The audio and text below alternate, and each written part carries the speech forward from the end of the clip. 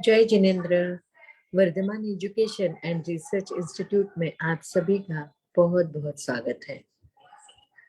परम पूज्य प्रीति सुधा जी महाराज साहब की सुशिष्य साध्य प्रेमी पूज्य श्री संयम प्रीति जी महाराज साहब जी एवं सौ शकुंतला जी चौड़िया, इनके मुखारविंद से हम सभी जन अध्ययन कर रहे हैं तत्वार्थ सूत्र। और आज तत्वार्थ सूत्र का 59वां क्लास है। तो महाराज साहब जी परम पूज्य संयम प्रीति जी एक साथ मथे मंदामी, भावपूर्वक मथे मंदामी, श्रद्धा पूर्वक मथे मंदामी। बोलिए शांतिनाथ भगवान की जय, आचार्य भगवंत की जय। नमो अरिहंताणम, नमो सिद्धाणम, नमो आयरियाणम, नमो वज्झायाणम, नमो लोये सवसाहुणम। एसो पंच नमोकारो सव पावपनासनो, मंगलाणं च सव्येशिं परमं हवै मंगलम, परमं हवै मंगल। त्रिमिंदर स्वामी महाराज आपकी आज्ञा, भगवान आपकी आज्ञा, गुरु गोविंद जी महाराज आपकी आज्ञा। तत्वार्थ सूत्र के 5वें अध्ययन का अर्थ करने की आज्ञा चाहते हैं। मोक्ष मार्गस्य नेतारम भेत्तारम कर्म भूभृताम, ज्ञातारम विश्व तत्वानां वंदे तद्गुण लब्धये, वंदे तद्गुण लब्धये। परम आदरणीय, परम वंदनीय, परम पूजनीय 24 तीर्थंकर भगवान, पंच परमेश्वरी भगवान तथा ज्ञानी, ध्यानी, त्यागी, तपस्वी समस्त ऊर्जा महापुरुषों के चरणों में भावपूर्वक वंदन। आराध्य गुरुदेव पूज्य श्री आचार्य भगवान तपसी जी महाराज साहब, पूज्य श्री माता जी महाराज साहब आदि उपकारी चरणों में भावपूर्वक वंदन। संस्कार भारती वाणी भूषण पूज्य श्री प्रीति सुधा जी महाराज साहब, पूज्य श्री अरुण प्रभा जी महाराज साहब के चरणों में भावपूर्वक वंदन। यहाँ उपस्थित धर्म प्रेमी, श्रद्धावान, जिज्ञासु भाइयों तथा सुशील बहनों, हम लोग 5वां अध्ययन का अर्थ करते करते आखिरी पड़ाव तक पहुंच गए हैं। आज हमारा आखिरी क्लास 5वें अध्ययन का है। 5वें अध्ययन में हमने अजीव तत्व। आवाज नहीं आ रहा है। आवाज नहीं है? आवाज नहीं आ रही क्या? आ रहे हमारा सब जो बराबर आ रहे ना? हाँ हाँ, अभी हाँ आ रहा है। हाँ हाँ जी। तो 5वां अध्ययन जो है वो पूरा अजीव तत्व के बारे में हमें जानकारी देता है। 5वें अध्ययन में अजीव तत्व के सभी प्रकार बताए गए हैं। 6 द्रव्य है। 6 द्रव्य में जो 5 अजीव द्रव्य है, उन अजीव द्रव्यों के बारे में बहुत सारी जानकारी हमें दी है। पर हमने अभी तक जो देखा है वो 4 अस्तिकायों के बारे में देखा है। धर्मास्तिकाय, अधर्मास्तिकाय, आकाशास्तिकाय और पुद्गलास्तिकाय, इन चारों के बारे में देख लिया है। पर जो काल द्रव्य है, काल द्रव्य के बारे में अभी तक विशेष जानकारी हमें प्राप्त नहीं हुई है। काल द्रव्य को छठा द्रव्य कहा जाता है, पर उसमें काफी मत भिन्नता है। कोई लोग मानते हैं कि काल ये द्रव्य है, छठा द्रव्य है। कोई कहता है कि काल द्रव्य नहीं है, काल का सिर्फ परिणमन है, उसका मतलब स्वतंत्र द्रव्य के रूप में नहीं है, क्योंकि उसका अस्थि रूप नहीं है इसलिए। तो इस प्रकार अस्थिकाय रूप नहीं होने से उसको द्रव्य नहीं मानते काफी लोग। पर इस सूत्र में आगे वाला जो सूत्र है इसमें कहा है, और ऐसे भी हमारे आगमों में भी उल्लेख आता है कि द्रव्य 6 होते हैं। अनुयोग द्वार सूत्र है, भगवती सूत्र है, हर एक शास्त्र में आता है उल्लेख कि सूत्र 6 होते, द्रव्य 6 होते हैं। और उस द्रव्य 6 द्रव्य में काल द्रव्य को भी गिना गया है। तो उसी बात को लेकर यहाँ पर आचार्य श्री जी उसका उल्लेख कर रहे हैं कि काल भी द्रव्य के रूप में है। तो उन्होंने 38वें सूत्र में कहा है, कालश्चेतेके, कालश्चेतेके, कालश्चः, कालः च इति एके। काल को भी द्रव्य माना गया है। इति एके यानी कोई आचार्य काल को द्रव्य मानते हैं, कोई आचार्य नहीं मानते हैं। तो इस दृष्टि से उसमें थोड़े से मत भिन्नता होने के कारण से उन्होंने सिर्फ यहाँ पर काल द्रव्य का उल्लेख कर दिया है कि काल द्रव्य भी होता है। शास्त्रों में काल द्रव्य का भी उल्लेख आता है। तो काल द्रव्य क्या है, काल द्रव्य कैसा है, उसको कालास्तिकाय क्यों नहीं कहते? तो इस बारे में हमने पहले भी चर्चा की थी। कालास्तिकाय नहीं होता है। अस्तिकाय का अर्थ होता है प्रदेशों का समूह, जो समूह रूप में होता है, जिसका वंश होता है, जिसका स्कंद होता है, जिनका एक साथ जो होते हैं उसको काय कहते हैं, अस्तिकाय कहते हैं। पर काल का ऐसा नहीं है। काल का हम ऐसा एक वंश तैयार नहीं कर सकते हैं। जैसे 1 वर्ष का जो काल है उसको हम बांध नहीं सकते। काल का ऐसे काल के जो परमाणु है उनको हम इकट्ठा नहीं कर सकते। काल के जो कालाणु होते हैं उनको हम इकट्ठा नहीं कर सकते हैं, क्योंकि काल कैसा है, परिवर्तनशील है, सतत परिवर्तनशील है। वो सिर्फ वर्तमान में एक क्षण तक रहता है, एक समय का काल रहता है। एक समय में रहता है, दूसरे समय में दूसरा काल, तीसरे समय में तीसरा काल। जैसे रत्नों की राशि होती है, रत्नों की राशि को हम इकट्ठा एक साथ बांध नहीं सकते। एक साथ अगर कपड़े में बांधना है तो रत्नों की राशि को ऐसा नहीं बांध सकते। वो अलग अलग है, सारे रत्न अलग अलग होते हैं, बिखरे हुए होते हैं, उनका एक गोला नहीं तैयार कर सकते। उसी प्रकार काल का भी हम एक गोला तैयार नहीं कर सकते। काल कैसा है, हर समय में अलग अलग है, कालाणु के रूप में हर समय में अलग अलग होता है। तो काल को 2 प्रकार का कहा गया है, 2 प्रकार से काल होते हैं। एक होता है निश्चय काल और दूसरा होता है व्यवहार काल। निश्चय काल यानी क्या, कि जो संपूर्ण लोक में कालाणु के रूप में व्याप्त है। अणु के कालाणु होते हैं, काल के अणु होते हैं, काल के अणु यानी काल के प्रदेश होते हैं, और वो समय मात्र के प्रदेश होते हैं, एक समय का एक प्रदेश होता है। तो वो संपूर्ण लोक में व्याप्त है और ऐसे अनादिकाल से चला आ रहा है, अनंत काल तक वो रहने वाला है। तो उसको काल निश्चय काल कहा जाता है। और व्यवहार काल जो होता है, व्यवहार का जिसे हम उपयोग में लाते हैं, जिसे हम जैसे कहते हैं क्षण है, समय है, क्षण है, मिनट है, घंटा है, दिन है, सप्ताह है, पक्ष है, महीना है, वर्ष है, फिर युग है, तप है, फिर पल्यपम है, सागरोपम है, ऐसे जितने भी हम कह सकते हैं, ऐसे अनंत काल तक गिन सकते हैं, अनंत काल तक उसको कह सकते हैं। तो ये सारा क्या है, व्यवहार काल है। व्यवहार की दृष्टि से इस काल को गिना जाता है। व्यवहार की दृष्टि से हम कितने वर्ष के हुए हैं, कितनी साल के हैं, क्या-क्या कौन-सा वर्ष चल रहा है, कौन-सा दिन चल रहा है, कितने वर्ष तक जो भी हमारी गणना होती है, वे वर्षों के, महीनों के हिसाब से गणना होती है। चातुर्मास करना है तो 4 महीने का करना है। ऐसा एक-एक, एक-एक हम ऐसे गिनती के करते जाते हैं, काल की गिनती करते जाते हैं। पर ये सारा व्यवहार काल है और ये व्यवहार काल सिर्फ 2.5 द्वीप में ही होता है। जहाँ मनुष्य क्षेत्र है वहीं पर व्यवहार काल चलता है। मनुष्य क्षेत्र के बाहर में निश्चय काल होता है, वहाँ व्यवहार के जैसा नहीं होता है। हमारे जैसे वहाँ साल, महीने वगैरह ऐसी गिनती नहीं होती है। तो मनुष्य क्षेत्र के बाहर में मनुष्य है ही नहीं, तो गिनने वाला कोई है नहीं। और वो इतना दिमाग लगाने वाले कोई वहां पर होते नहीं, पशु वगैरह होते हैं, उन लोग उनको कुछ समझ में नहीं आता है। तो वहां के काल की गणना नहीं होती है। वहां सूर्य चंद्र होते हैं पर वे घूमते नहीं रहते हैं। हमारे 2.5 द्वीप में जो सूर्य चंद्र है उनका परिभ्रमण चलता है और सूर्य चंद्र के परिभ्रमण से हम काल की गणना करते हैं। दिन दिन उदित हुआ है, रात हुई है, ये सारा सूर्य चंद्र के परिभ्रमण के हिसाब से हमारा चलता है। तो ये सारा हिसाब ऐसे काल के 2 प्रकार हमने देखे हैं। अब ये जो काल है, ये काल कैसा है? आगे वाले सूत्र में कहा है, सो अनंत समयः, वह अनंत समय वाला है। काल कैसा है? अनंत समय वाला है, अनादि। वर्तमान में तो सिर्फ एक समय का होता है, एक समय ही वर्तमान क्षण का होता है, वर्तमान समय होता है। पर भूतकाल की अपेक्षा से देखें या भविष्य की अपेक्षा से देखें तो वो अनंत समय वाला है। काल कैसा है? अनंत समय वाला है। तो सो अनंत समयः, यह 39वां सूत्र है। इसमें सिर्फ इतना ही बताया कि ऊपर कहा ना, कालश्चेत्य के, काल एक द्रव्य है, काल भी एक द्रव्य है, इस प्रकार से कहा गया है। उसको कहा कि वो काल कैसा है? अनंत समय वाला है, अनंत समय के रूप में वो विद्यमान होता है।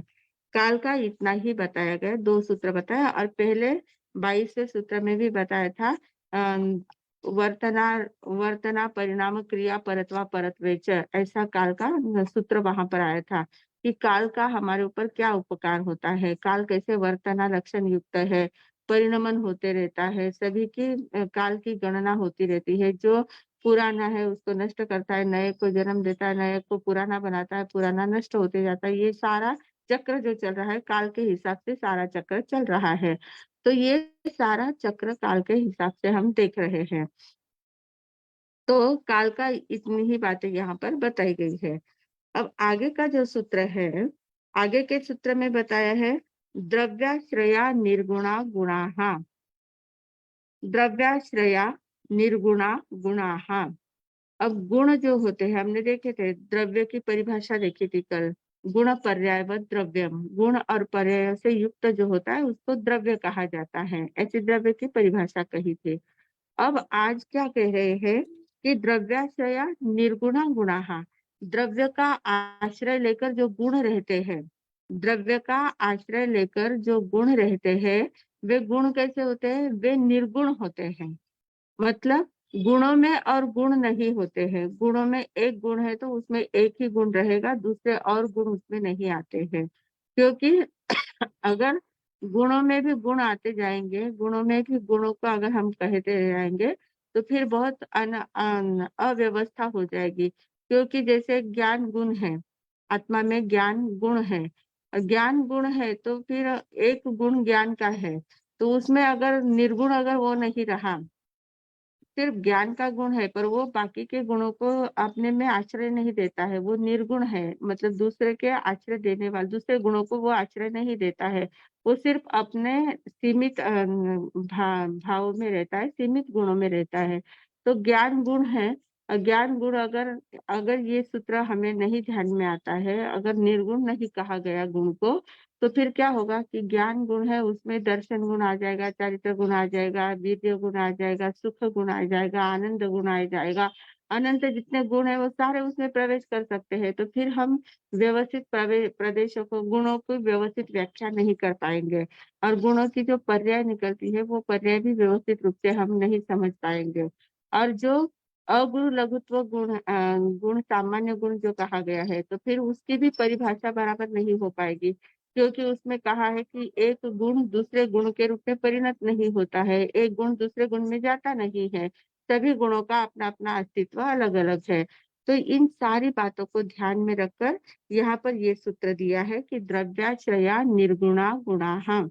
द्रव्य के आश्रय से जो गुण है, हर एक द्रव्य में अनंत गुण होते हैं। ये हमने बहुत बार देख लिया कि हर एक जितने भी द्रव्य है, सभी द्रव्य अनंत गुण वाले होते हैं, अनंत गुण उन द्रव्य में होते हैं।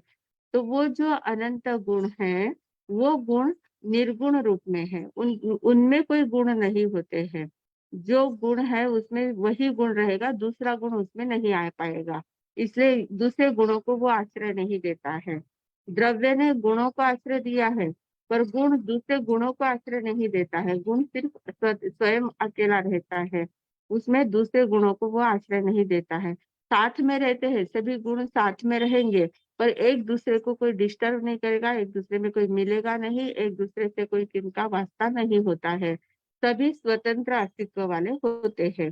तो यही बात इस सूत्र से बताई गई है, द्रव्याश्रया निर्गुणा गुणाः। अब ये जो गुण होते हैं, ये द्रव्य के आश्रय से तो गुण होते हैं, पर द्रव्य के आश्रय से जो गुण होते हैं, उन गुणों की पर्याय तो बाहर निकलती है। तो जो गुण है उसी गुण की पर्याय बाहर निकलेगी, दूसरा गुण उसमें नहीं मिलेगा तो दूसरे गुण की पर्याय उससे बाहर नहीं निकलेगी। ज्ञान गुण है, ज्ञान गुण की पर्याय बाहर निकलती है। ज्ञान गुण में से दर्शन की पर्याय नहीं निकलेगी, ज्ञान गुण में से चारित्र की पर्याय नहीं निकलेगी। सभी पर्याय स्वतंत्र, हर एक गुण की अपने अपने अलग पर्याय होती है, वो उसमें एक दूसरे में मिक्स नहीं होती हैं। तो यही बात इस द्रव्याश्रया निर्गुणा गुणाः में बताई गई है। और उसके आगे का जो सूत्र बताया है, उसमें कहा है तद्भावः परिणामः। तद्भावः परिणामः। तद यानी ये जो द्रव्याश्रया निर्गुणा गुणा कहा है, इसमें द्रव्य और गुण दोनों बातें बताई है। तो उन दोनों का परिणमन जो होता है, तद्भावः, तद यानी वे दोनों, द्रव्य और गुण, उनके जो भाव परिणमित होते हैं, उनमें जो परिणमन हो रहा है, उसको परिणाम कहते हैं, मतलब उसको पर्याय कहते हैं। परिणाम का अर्थ पर्याय होता है। तो जो द्रव्य के आश्रित गुण है, उस गुण में से पर्याय बाहर निकलती है। तो ये तद्भावः परिणामः, इसका अर्थ ये हुआ कि जो द्रव्य में गुण रहते हैं उन गुणों का जो परिणमन होता है, परिणमन द्रव्य और गुण दोनों का परिणमन हो रहा है। गुणों के परिणमन के साथ द्रव्य का परिणमन होता है और उसमें से जो बाहर परिणाम उसका निकलता है उसको पर्याय कहते हैं। वो पर्याय के रूप में बाहर प्रकट होती है। अब ये जो पर्याय है, ये जो पर्याय बाहर प्रकट होती है, वो पर्याय कैसी होती है? द्रव्य में अनादिकाल से रहती है या नई-नई पर्याय तैयार होती जाती है? क्या है उस पर्याय की व्यवस्था कैसी है? तो वो आगे के सूत्र में 42वें सूत्र में बता रहे हैं कि वो पर्याय कैसे होती है। तो कहा कि पर्याय अनादिरादिमांश्च, अनादिरादिमांश्च, अनादिः, आदिः, आदिमान च, आदिमान भी होती है। अनादिमान और आदिमान ऐसे 2 प्रकार की पर्याय होती है। अनादिमान यानी क्या? कि जो अनादिकाल से द्रव्य के साथ वो रहती ही है। जो पर्याय या जो परिणमन द्रव्य के साथ अनादिकाल से रहता है, तो वो कभी नया-नया नहीं उत्पन्न होता है। वो अनादिकाल से वो चक्र उसका चलता ही रहता है। तो वो जो चक्र है वो अनादिकाल से कहा जाता है। तो ये छहों द्रव्य में होता है। अनादिकाल से जो पर्याय होती है, वो पर्याय कौन से गुणों की होती है? जो हमने 6 सामान्य गुण देखे थे। 6 सामान्य गुण देखे थे, द्रव्यत्व गुण, वस्तुत्व गुण, अस्तित्व गुण, प्रदेशत्व गुण, प्रमेयत्व गुण और अगुरु लघुत्व गुण। ये जो 6 गुण हमने देखे थे, इन 6 गुणों की जो पर्याय होती है, वो अनादिकाल से चल रही है। उसमें कोई परिवर्तन नहीं होता, उसमें कोई नई-नई पर्याय नहीं आती है। वो पर्याय निकलती रहती है, चलती रहती है। मतलब वे गुण अनादिकाल से द्रव्य के साथ होते हैं। उसमें कोई विशेष पर्याय, अलग प्रकार की पर्याय नहीं होती है, एक जैसी ही पर्याय अनादिकाल से रहती है। जैसे अस्तित्व है, अस्तित्व अनादिकाल से है तो वो वैसा ही बना ही रहता है अस्तित्व, उसमें नया अस्तित्व नहीं आता है। जो अनादिकाल से चल रहा है वही अस्तित्व उसमें रहता है। द्रव्यत्व जो परिणमन चल रहा है वो अनादिकाल से चल रहा है। प्रदेशत्व गुण है, प्रमेयत्व गुण है, गुरु लघुत्व गुण है, ये सारे गुण कैसे हैं? अनादिकाल से चले आ रहे हैं। उनमें से जो पर्याय निकलती है वो अनादिमान है। अनादिमान यानी जिसकी आदि नहीं है, जिसकी शुरुआत हम नहीं जान सकते हैं, जिसकी पहली पर्याय कब शुरू हुई वो हम नहीं जान सकते, जिसके आदि शुरुआत नहीं जान सकते, उसको अनादि कहते हैं और जिसकी शुरुआत जान सकते हैं उसको आदि कहते हैं। आदिमान जो है, तो आदिमान फिर किसकी पर्याय हो सकती है? तो आगे के सूत्र में उन्होंने कहा है रूपिष्वादि मानः, रूपिष्वादि मानः 43वां सूत्र है। इस 43वें सूत्र में क्या कहा है? रूपीषु आदि मानः। रूपी द्रव्य जो है, रूपी द्रव्य क्या है? पुद्गल द्रव्य है। पुद्गल द्रव्य रूपी द्रव्य है। तो रूपी द्रव्य की जो पर्याय निकलती है वो पर्याय आदिमान होती है। आदिमान यानी शुरू होती है। अब रूपी द्रव्य में क्या कौन से गुण हैं? वर्ण, गंध, रस, स्पर्श, ये सारे गुण रूपी द्रव्य में है। अब जैसे ही रूपी द्रव्य का हमने देखा था स्कंध तैयार होता है, स्कंध, देश, प्रदेश वगैरह उसके प्रकार होते हैं। तो जो स्कंध तैयार होता है 6 गुण अच्छा ठीक, कहते आने वाला है आगे 6 गुणों का वापिस हम रिपीट करने वाले हैं। तो जो रूपी पदार्थ है, रूपी पदार्थ में वर्ण, गंध, रस, स्पर्श होता है। ये पुद्गल के गुण है, महत्वपूर्ण गुण पुद्गल के विशेष गुण ये है द्रव्य, वर्ण, गंध, रस, स्पर्श। अब ये क्या होता है कि जैसे पुद्गल का स्कंध तैयार होता है, पुद्गल का स्कंध तैयार होता है तो उसमें वर्ण, नया वर्ण दिखता है, किसी वर्ण की प्रधानता होती है। ऐसे तो पुद्गल में 5 वर्ण होते हैं। हर एक पुद्गल परमाणु में 5 प्रकार के वर्ण होते हैं, पर उन 5 प्रकार के वर्णों में से किसी वर्ण की प्रधानता होती है। जैसे अब ये सफेद है, मुहपत्ती सफेद है, तो ये सफेद वर्ण की इसमें प्रधानता है। पर ये जो पुद्गल द्रव्य है, इस पुद्गल द्रव्य में बाकी सारे गुण वर्ण भी उसमें समाहित होते हैं, पर सफेद वर्ण की प्रधानता है। जो भी वर्ण हम देखते हैं, जो भी कलर देखते हैं या जो भी गंध देखते हैं, जो रूप देखते हैं, जो रस देखते हैं या जो स्पर्श देखते हैं, जो भी स्कंध तैयार होता है, उस स्कंध की जो पर्याय तैयार होती है, वो पर्याय आदिमान होती है, क्योंकि उसकी शुरुआत हम देखते हैं। हमारे शरीर का जब शरीर में हमने प्रवेश किया है, शरीर का जन्म हुआ है, तो शरीर के साथ पर्याय, शरीर के रूप में जो पर्याय परिणमित हुई है, उसका रंग, रूप, रस, गंध जो भी तैयार हुआ है, तो उसकी शुरुआत है, उसकी शुरुआत हम देख सकते हैं। कोई वस्तु तैयार करते हैं तो उस वस्तु की शुरुआत होती है, कोई किताब निकालते हैं, किताब की शुरुआत होती है, कब ये प्रिंट हुई है, कब ये इसकी प्रिंट आउट कब बाहर निकला है, उसकी तारीख वगैरह सब तैयार होती है। तो ये सारा हम देखते हैं कि ये जितनी भी चीजें तैयार होती है, उसकी शुरुआत देखी जाती है, उसकी शुरुआत होती है, वो आदिमान है। जितने भी पुद्गल द्रव्य है, पुद्गल द्रव्य में जो जो भी पर्याय होती जाती है, रूपी पर्याय जो होती है, वे सारी आदिमान कहलाती है। परमाणु में जो होता है वर्ण, गंध, रस, स्पर्श, वो अनादि है। परमाणु का अनादि है, क्योंकि परमाणु में एक ही वर्ण रहेगा, एक ही गंध रहेगा, एक ही रस रहेगा, 2 स्पर्श रहेंगे, वो हमने देखा था।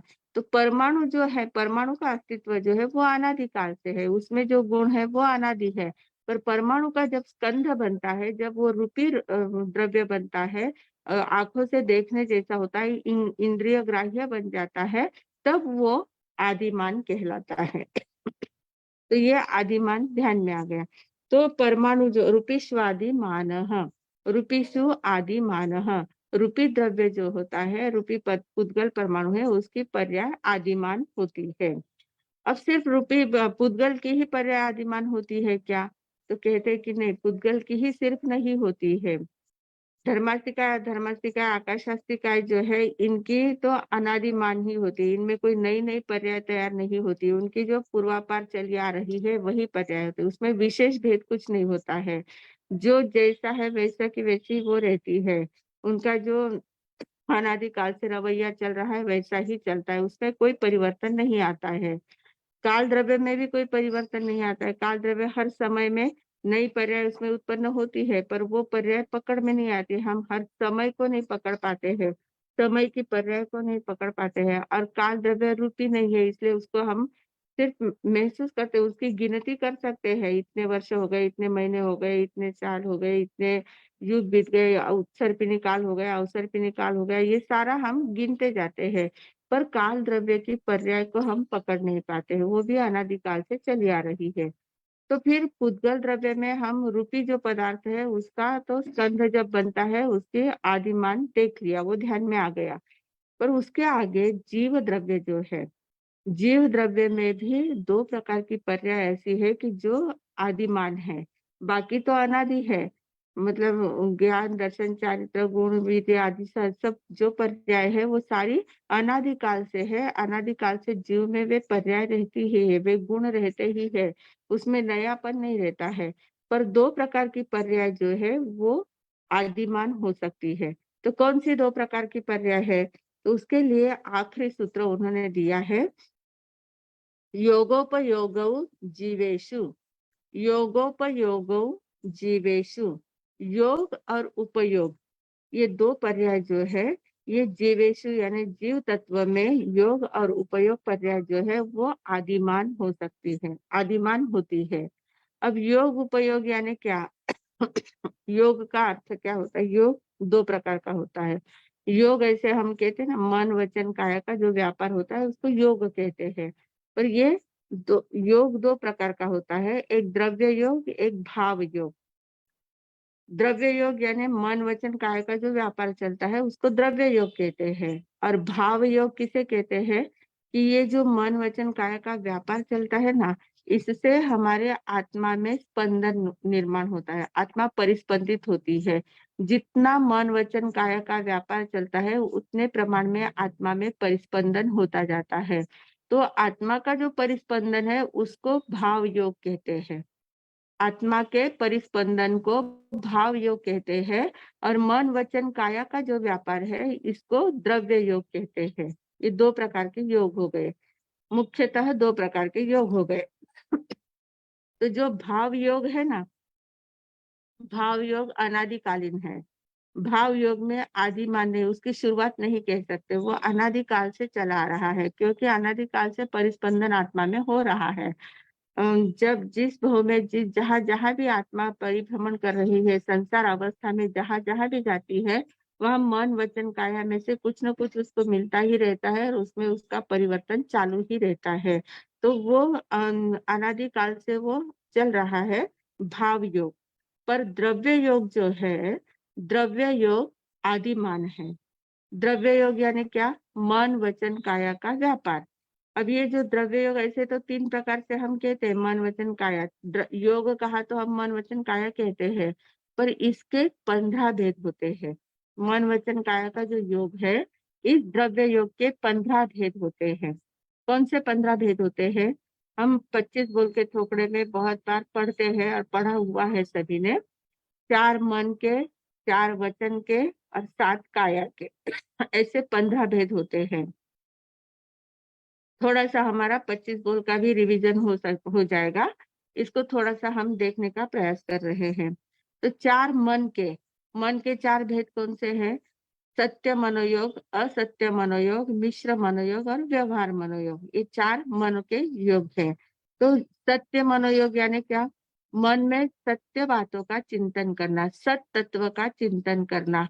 सत बातें क्या है? जो हमने देखा है, उत्पाद वे द्रव्य उत्तम सत, फिर द्रव्य गुण पर्याय, गुण पर्याय व द्रव्यम। ये जो सैद्धांतिक जो बातें होती है, उन सैद्धांतिक बातों का चिंतन करना, और चिंतन करते करते कि मैं कौन हूँ, मैं कहाँ से आया हूँ, ये सारा जगत क्या है, मेरा अस्तित्व क्या है, इन बातों का चिंतन करना, इसको सत्य मनोयोग कहते हैं। ये सत्य मनोयोग हो गया। असत्य मनोयोग यानी क्या? कि जो संसार की बातें हैं, संसार की बातों का ही चिंतन करते रहना। परिवार के, घर के लोगों की चिंता करना है, बच्चों की चिंता करना है, पति की चिंता करना है, पत्नी की चिंता करना है, माँ बाप की चिंता करना है, देश की चिंता करना है, सब संसार की चिंता करते रहना है। कल मेरा क्या होगा, ये बराबर मैं जो बिजनेस कर रहा हूँ वो बराबर चला तो ठीक है, नहीं तो फिर क्या हो जाएगा, फिर उसके मैं ऐसा करूँ तो कैसा होगा, वैसे करूँ तो कैसा होगा। इस प्रकार का सब सारा संसार का चिंतन करते रहना, ये असत्य मनोयोग कहलाता है। इसको असत्य मनोयोग कहते हैं। फिर मिश्र मनोयोग। मिश्र मनोयोग यानी क्या? संसार का तो चिंतन करना ही है, पर संसार का चिंतन करते करते उसमें सत्य बातों का भी चिंतन करते जाना है, दोनों का साथ में चिंतन करना है। जैसे हम आत्मचिंतन कर रहे हैं, मैं कौन हूँ, मैं कहाँ से आया हूँ, अपना चिंतन, अस्तित्व का चिंतन कर रहा है। अस्तित्व के चिंतन करते करते ही मैं यानी अपना जो शरीर है उसी को मैं मान लिया है, परिवार को मेरा मान लिया है, और उसमें अपना स्वयं का चिंतन करते करते बाकी का सारा चिंतन करने लग गए, घर का, परिवार का, ये सारा चिंतन करने लग गए। तो इस प्रकार स्वयं का भी चिंतन करना है, पर का भी चिंतन करना है, स्वयं का भी करना है, शरीर का भी चिंतन करना है, इन दोनों बातों को मिक्स करना है, इसको मिश्र मनोयोग कहते हैं। और व्यवहार मनोयोग। व्यवहार मनोयोग में क्या है? इसमें न सत्य है न असत्य है, कुछ भी नहीं। सिर्फ चलो अभी मुझे क्लास में बैठना है, क्लास का समय हो रहा है, और क्लास में आज ये पढ़ाया जाएगा, वो पढ़ाया जाएगा, ये करना है, वो करना है। इस प्रकार का जो चिंतन है, उसमें सत्य भी नहीं है, असत्य भी नहीं है, व्यवहार है। व्यवहार की भाषा जो होती है, व्यवहार से जो, व्यवहार में जो बातें आती है, व्यवहार की दृष्टि से जो चिंतन होता है, उसको व्यवहार मनोयोग कहा जाता है। तो ये 4 प्रकार के मनोयोग होते हैं। तो ये चिंतन जब हमारे चलते हैं, उस समय जो हमारा परिस्पंदन होता है, उस समय जो हमारी पर्याय निकलती है बाहर, मन की पर्याय जो बाहर निकलती है, वो आदिमान है, क्योंकि हमारा चिंतन परिवर्तनशील है। कभी सत्य बात पर चिंतन करेंगे, कभी असत्य का चिंतन करेंगे, कभी मिश्र का करेंगे, कभी व्यवहार का करेंगे, कभी कौन सा भी चिंतन हमारा हो सकता है। तो जिस समय जो चिंतन चल रहा है, वैसी पर्याय बाहर निकलेगी, इसलिए उसको आदिमान कहा गया है। तो ये आदिमान है। व्यवहार के मनोयोग की दृष्टि से ये आदिमान हो गया। फिर वचन योग है। वचन योग में सत्य वचन योग, असत्य वचन योग, मिश्र वचन योग और व्यवहार वचन योग। जैसे मन का है, वैसे ही वचन का भी है। सत्य बोलना, सैद्धांतिक बातों का चर्चा करना, सैद्धांतिक बातों की चर्चा करना, अस्तित्व के बारे में चर्चा करना, जो सत्य है, जो जैसा है उसकी वैसी ही चर्चा करना, इसको सत्य भाषा कहा जाता है। असत्य भाषा यानी झूठ बोलना, वो तो हमें पता ही है, उसका विश्लेषण करने की जरूरत नहीं है। मिश्र यानी दोनों करना, सत्य और असत्य दोनों बातें बोलना। और व्यवहार भाषा यानी व्यवहार में जो बोला जाता है, जैसे कोई आपके घर आए हैं, आइए पधारिए बैठिए, आपके लिए ये लाऊं वो लाऊं, ऐसा करो वैसा करो, उसमें सत्य भी नहीं असत्य भी नहीं, व्यवहार है। तो व्यवहार की जो भाषा होती है उसको व्यवहार भाषा कहा जाता है। उसमें सत्य भी नहीं होता है, असत्य भी नहीं होता है, उसको व्यवहार भाषा कहा जाता है। तो ये भाषा के 4 प्रकार। तो जब जब हम बोलते हैं तो बोलते समय हमारी जो बोलने की पर्याय, वचन की पर्याय बाहर निकलती है। उस वचन योग के कारण से जो पर्याय बाहर निकलती है वो आदिमान कहलाती है। क्योंकि बोलने की हम शुरुआत करते हैं, बोलते हैं तो बोलते बोलते वो उसकी शुरुआत होती है, इसलिए उसको आदि कहा गया, आदिमान कहा गया है। वैसे ही काया के 7 प्रकार है। काय योग जो है वो 7 प्रकार का कहा गया है। औदारिक काय योग, औदारिक मिश्र काय योग, वैक्रिय काय योग, वैक्रिय मिश्र काय योग, आहारक काय योग, आहारक मिश्र काय योग और कार्मण काय योग। ये सातों प्रकार के जो शरीर है, हमारे 5 प्रकार के शरीर हमने देखे थे। औदारिक शरीर, वैक्रिय शरीर, आहारक शरीर, तेजस शरीर, कार्मण शरीर।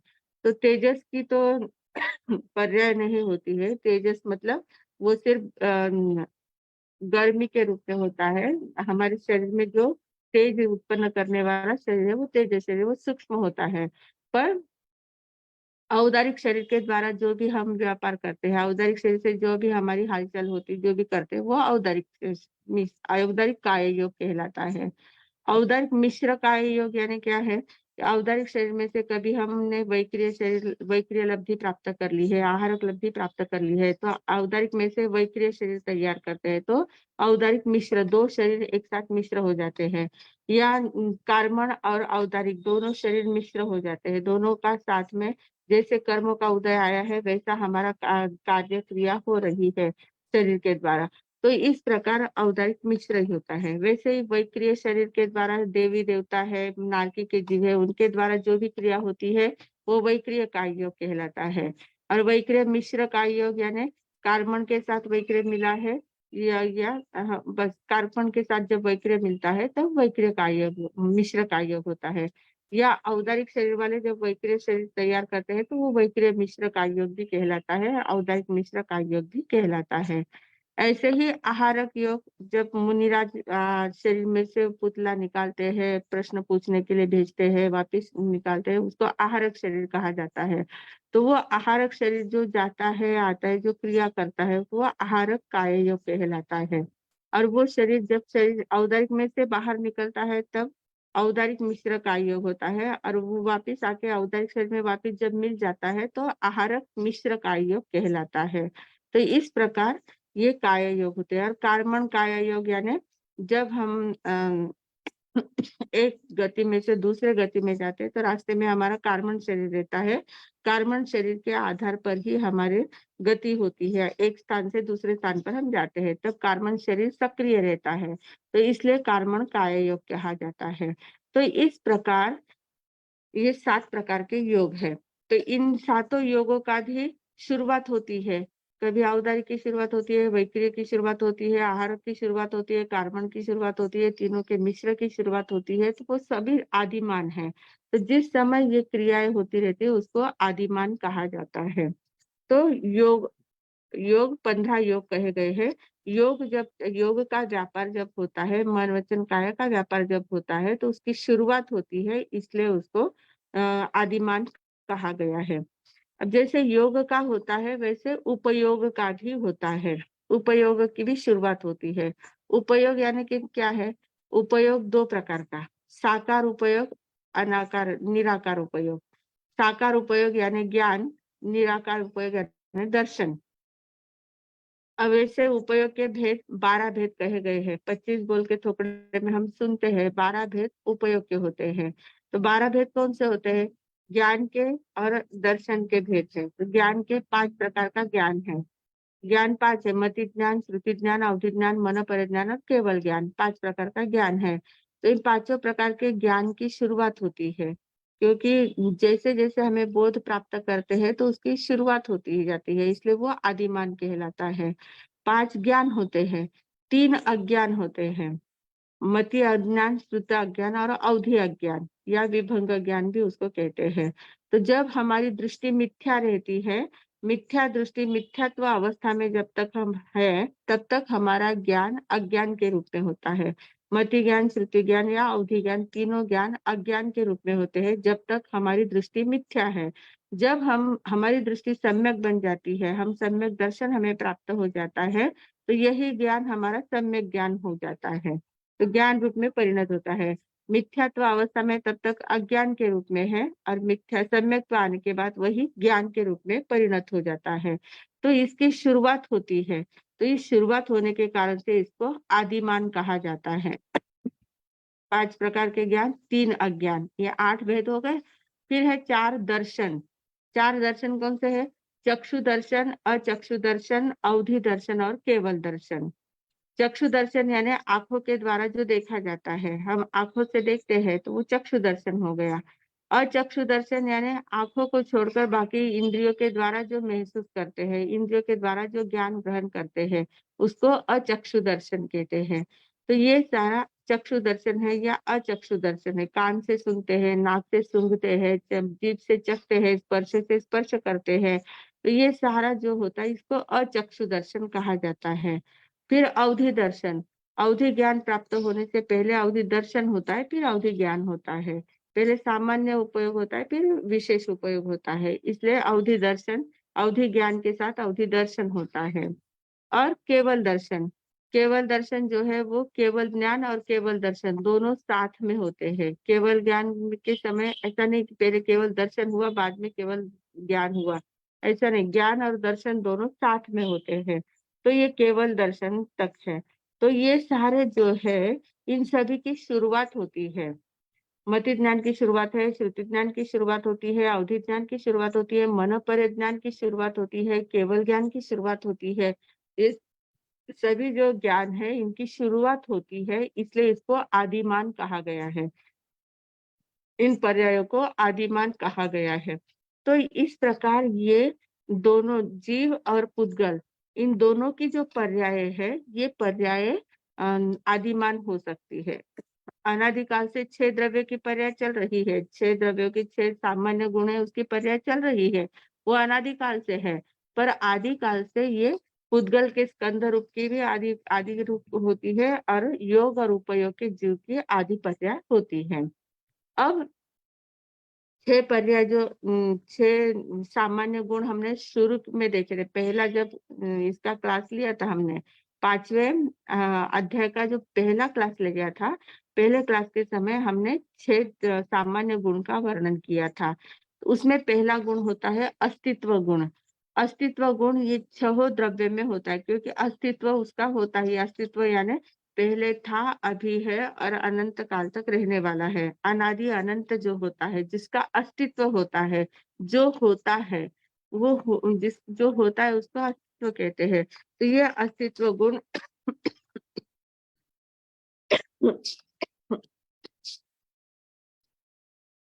अस्तित्व गुण हमारा अनादिकाल से चला आ रहा है। और फिर वस्तुत्व गुण है। वस्तुत्व गुण का अर्थ क्या होता है? वस्तुत्व गुण यानी जिसमें प्रयोजनभूत क्रियाएं होती रहती है। जो द्रव्य है उस द्रव्य की अपनी अपनी क्रिया होती रहती है। धर्मास्तिका है वो गति में सहायक करना, उसकी क्रिया, उसके परिणमन चलता रहता है। अधर्मास्तिका का परिणमन चलता रहता है। आकाशास्तिका का, हर एक द्रव्य का अपना अपना परिणमन चलता है, वो अपने अपनी क्रिया चलती रहती है, उसको वस्तुत्व गुण कहते हैं। फिर द्रव्यत्व गुण है, यानी द्रव्यत्व गुण का अर्थ होता है कि हर एक द्रव्य में गुण होती है, गुणों का पर्याय सतत बाहर निकलती है, परिणमन होता रहता है। हर एक द्रव्य का अपना अपना परिणमन होने की क्षमता हर एक द्रव्य में है, क्योंकि गुण पर्यायवत द्रव्य में ऐसा ही कहा गया है कि गुण और पर्याय से युक्त होता है और पर्याय सतत परिणमनशील होती है। उत्पाद व्यय द्रव्य युक्तम सत, उत्पाद और व्यय, उत्पत्ति व्यय दोनों होते रहते हैं, तो ये द्रव्यत्व गुण है। फिर प्रमेयत्व गुण है। प्रमेयत्व गुण का अर्थ क्या होता है कि जो प्रमेय यानी जो हमारे ज्ञान का विषय बनता है। 6 द्रव्य है, 6 द्रव्य हमारे ज्ञान का विषय बन सकता है। हम धर्मास्तिकाय का अभ्यास कर सकते हैं, अधर्मास्तिकाय का अभ्यास कर सकते हैं, हमारे ज्ञान का वो विषय बन सकता है। आकाशास्तिकाय भी हमारे ज्ञान का विषय है, पुद्गलास्तिकाय भी ज्ञान का विषय है। 6 द्रव्य, जीवास्तिकाय भी ज्ञान का विषय है, काल द्रव्य भी ज्ञान का विषय है। 6 द्रव्यों में ज्ञान का विषय बनने की क्षमता होती है, इसलिए उसको प्रमेयत्व गुण कहते हैं। ये उसका प्रमेयत्व गुण है। फिर है प्रदेशत्व गुण। प्रदेशत्व गुण का अर्थ क्या होता है? हर एक द्रव्य के कुछ न कुछ प्रदेश होते हैं, कुछ न कुछ उसका वंश होता है, अस्तित्व। जैसे धर्मास्तिकाय, अधर्मास्तिकाय, आकाशास्तिकाय के असंख्यात प्रदेशी है, जीव भी असंख्यात प्रदेशी है। काल तो एक प्रदेशी ही होता है, काल का अपना एक प्रदेश होता है। और पुद्गलास्तिकाय जो है वो संख्यात प्रदेशी, असंख्यात प्रदेशी, अनंत प्रदेशी होता है। तो ये सारे प्रदेशों की अवस्था उनमें होती है। तो कुछ न कुछ उनका आकार प्रकार होता है। जो 6 द्रव्य है, 6 द्रव्य में कुछ न कुछ आकार प्रकार होता है, आकार होता है, ये प्रदेशत्व गुण है। 6 द्रव्य में हमें दिखने में सिर्फ पुद्गल का आकार दिखता है, बाकी द्रव्यों का आकार दिखता नहीं है। पर आत्मा जीव द्रव्य जो है, जीव का भी अपना आकार होता है। जैसा शरीर मिलता है वैसे जीव द्रव्य ढल जाता है, वैसा उसका आकार बन जाता है। और धर्मास्तिकाय संपूर्ण लोक में व्याप्त है, तो जो लोक का आकार है वही धर्मास्तिकाय का, अधर्मास्तिकाय का, आकाशास्तिकाय का, तीनों का आकार जो लोक का आकार है वही आकार उन तीनों का है। और पुद्गल का तो है ही, जीव का भी आकार है।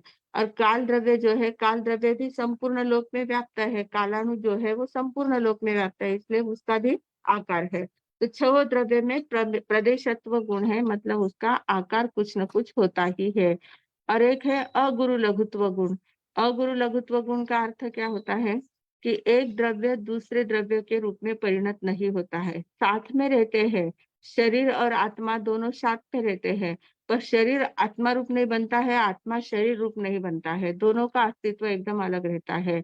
6 द्रव्य साथ में रहते हैं, पर हर एक का अस्तित्व अपना अपना स्वतंत्र होता है, वो कभी एक दूसरे में मिलते नहीं है। वैसे ही हर एक गुण द्रव्य में अनंत गुण होते हैं, सभी गुणों का अपना अपना स्वतंत्र अस्तित्व होता है। अभी हमने देखा द्रव्य निर्गुणा गुणा, वो गुण कभी एक दूसरे में मिलते नहीं हैं। और एक गुण छोड़ अपना गुण कभी द्रव्य को छोड़कर भी जाते नहीं है। द्रव्य में जितने गुण है उतने गुण कायम रहते हैं, वो द्रव्य के आश्रित ही गुण रहते हैं। द्रव्य को छोड़कर गुण कहीं बाहर जाते नहीं हैं। ये तीनों बातें अगुरु लघुत्व गुण में आती है। ऐसे 6 गुण जो साधारण गुण, सामान्य गुण कहे जाते हैं, 6 द्रव्यों में ये 6 गुण तो होते ही है। इसके अलावा विशेष गुण अनेक प्रकार के होते हैं, जो हमने काफी देखने के प्रयास किए हैं। जो काफी गुण हमने देखा है, गुणों की परिभाषा भी काफी देखी है। तो इस प्रकार आज हम देख रहे हैं जो 5वां अध्याय है। 5वें अध्याय के सारे अजीव तत्व का वर्णन इसमें किया गया है, और उस अजीव तत्व में हमने काफी डिटेल में देखने का प्रयास किया है। जितना जितना अपनी बुद्धि, अपनी क्षमता के अनुसार जितना कह सके हैं, जितना विश्लेषण कर सकते हैं, उतना करने का प्रयास किया है। उसमें अगर कुछ कम ज्यादा कहने में आया हो तो अरिहंत मध्य मंडानी मिच्छामी दुक्कडम।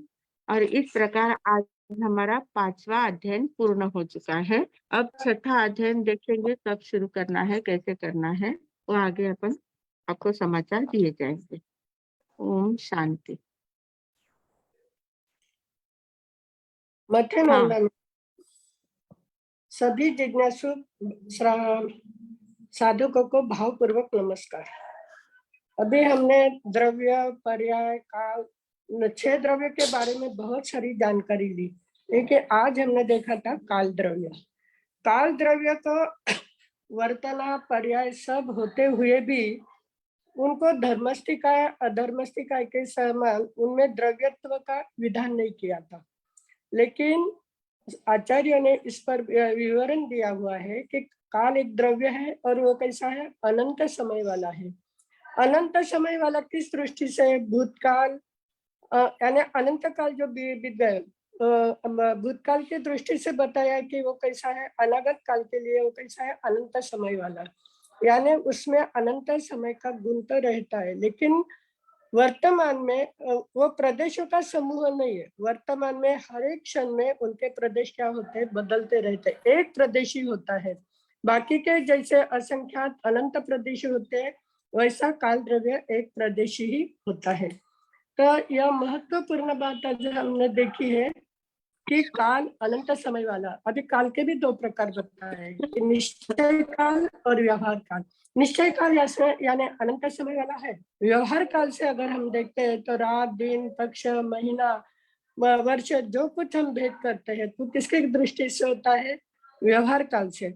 और यह भी कहाँ होता है, सिर्फ मनुष्य क्षेत्र में होता है कि जहाँ पर सूर्य चंद्र का परिभ्रमण चल रहा है वहीं पर ये बातें होती। मनुष्य क्षेत्र के बारे आगे बाहर तो निश्चय काल ही रहता है।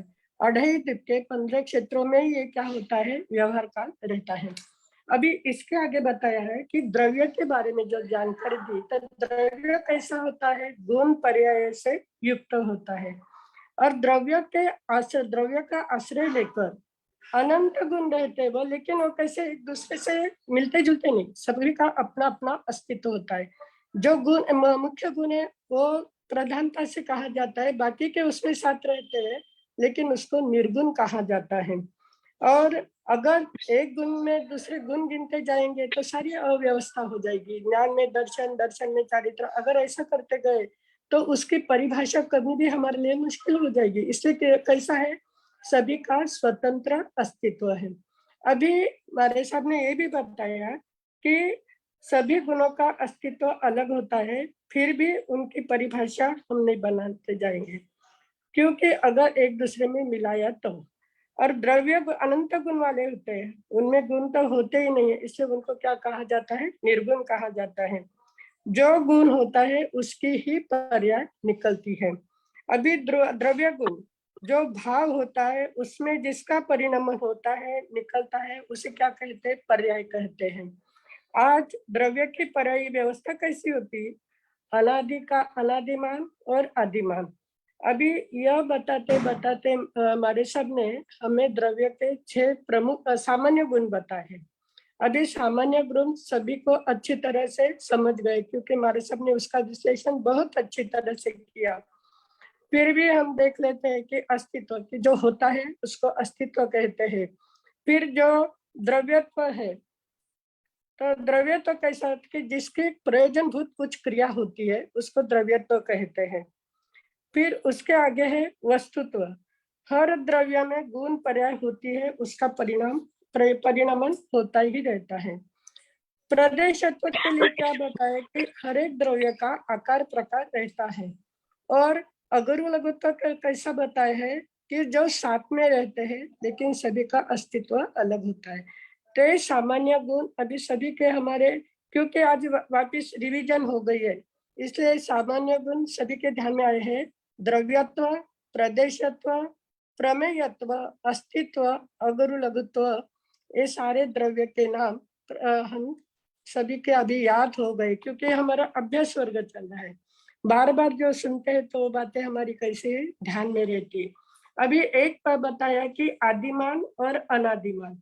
कुछ ऐसा होता है कि अनादि अनंत काल से जो चला आ रहा है वो अनादिमान है, और आदिमान जिसकी शुरुआत हो गई है, जिसके अब जो हम देखते हैं पर्याय के गुणों के बारे में, तभी बहुत सुंदर उन्होंने वर्णन किया कि काल रूपी द्रव्य उसके पर्याय को हम पकड़ नहीं सकते। जीव द्रव्य में 2 पर्याय अधिमान है।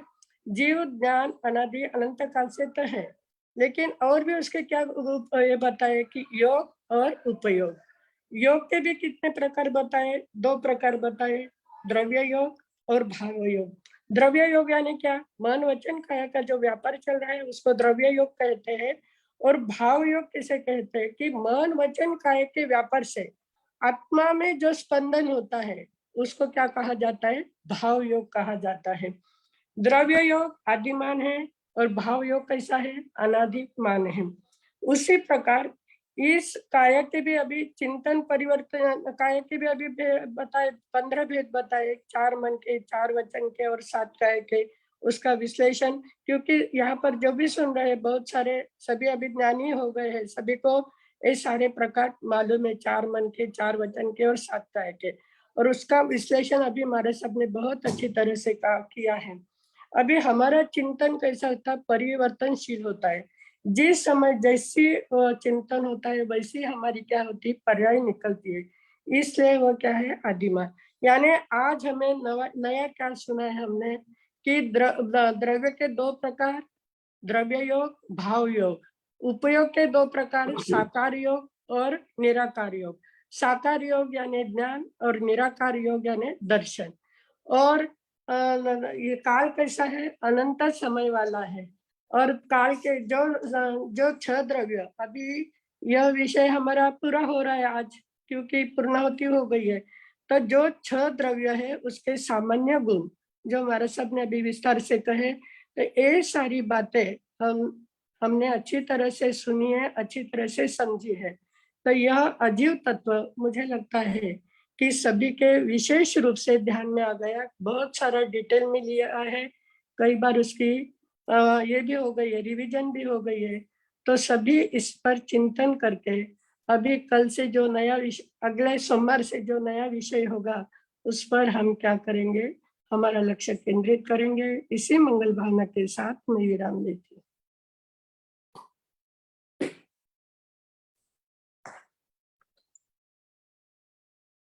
हाँ जी।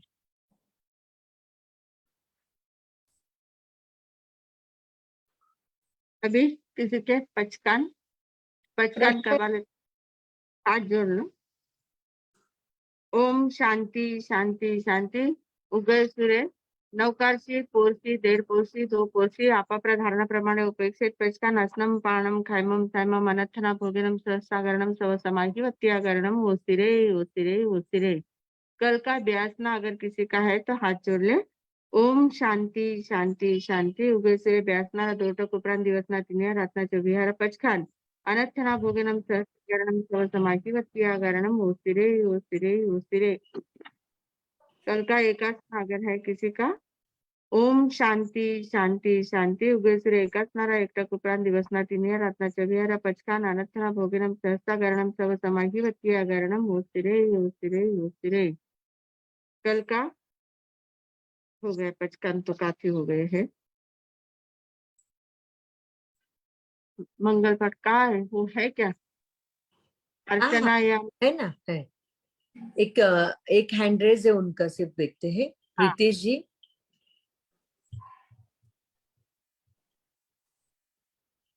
अनम्यूट किया है आपको। संगीता पवन साक्षी, हाँ हाँ। रक्षाबंधन की बहुत बहुत बधाई सभी को। हाँ जी। महाराज, मेरा प्रश्न ये था कि अब मन वचन काय के स्पंदन से जो आत्मा में जो स्पंदन हो रहा है वो भाव योग है, और मन वचन काय से जो हो रहा है वो द्रव्य योग है। जब सिद्ध अवस्था में जाता है जीव, तो तब तो मन वचन काय का कोई उपयोग तो है नहीं। तो वो जो अवस्था आएगी, यानी वो जैसे आदि तो नहीं है पर समाप्ति तो बोल सकते हैं ना उसको। समाप्ति कैसे होगी? अब वहां तो मन वचन काय का कोई है नहीं ना विषय, तो फिर हाँ, तो नहीं मन, वो तो यही पर 14वें गुण स्थान में ही समाप्त हो जाता है ना, अयोग्य अवस्था आ जाती है ना। हमारा सूत्र क्या है, आदिमान है, आदि शुरुआत कही है, अंत का नहीं कहा है। अच्छा, शुरुआत कौन कौन सी होती है, अनादि रादि माश्च, ये सूत्र है। तो अनादि कौन सी पर्याय होती है और आदि की पर्याय कौन सी होती है, जिसकी शुरुआत होती है, ऐसी पर्याय कौन कौन सी है, ये प्रश्न है। हम हाँ, शुद्ध ये, है ना, शुरुआत मालूम नहीं, अंत हुआ वो मालूम है। हाँ हाँ, अंत तो होता ही है। धन्यवाद। हाँ जी, बहुत बहुत धन्यवाद। हैप्पी रक्षाबंधन। चंदा जैन। चंदा जी जैन, आपको अनम्यूट किया है। हेलो, हाँ, मथुरानंद में सबको राखी पूर्णिमा की बहुत बहुत शुभकामनाएं। हाँ और जी, हाँ, दाता पूछते हैं मेरा ये सवाल है कि जबकि सारे द्रव्यों में प्रदेश है, तो जिनके भी प्रदेश है वो आकार सहित है, कुछ न कुछ आकार है, तो फिर हम सिद्ध भगवान को निर्गुण और निराकार कैसे कहते हैं? निर्गुण निराकार हम मतलब उनका आत्मा के प्रदेश का आकार तो है ही, क्योंकि जब वे सिद्ध होते हैं तो सिद्ध होते समय अंतिम समय का जो उनका शरीर होता है, उस शरीर से 1/3 आकार में वे आत्मा प्रदेश वहां पर हो जाते हैं। पर उन आत्मा प्रदेशों को रूप नहीं होता है, वे रूपी नहीं होते, दिखते हैं। इसलिए हम लोग उसको सिर्फ ज्योति में जो विराजमान इस प्रकार से कहकर उसको सिर्फ निर्गुण निराकार कहते हैं, क्योंकि उसका आकार तो है पर वो दिखता नहीं है, उस आकार को हम देख नहीं सकते, इसलिए वो निर्गुण निराकार कहा जाता है। पर आकार तो होता ही है, क्योंकि उसी आकार में वहां पर स्थित होते हैं, जो अंतिम समय का शरीर उनका होता है। और हाँ, निराकार अवस्था अपने यहाँ बहुत कम कहा जाता है। निर्गुण निराकार वो वैदिक परंपरा में ज्यादा माना जाता है। आत्मा जो होती है वो निर्गुण निराकार होती है, या परमात्मा निर्गुण निराकार होते हैं। हाँ, सही है, सही है। अपने तो हाँ, सब सारे आरूपी गुण हाँ, कहते हैं हम लोग। है ना। धन्यवाद मानसा, बहुत बहुत हाँ, मथेन। हाँ, हाँ जी सर, चलेगा, अभी मंगल पाठ लेते हैं। हाँ जी।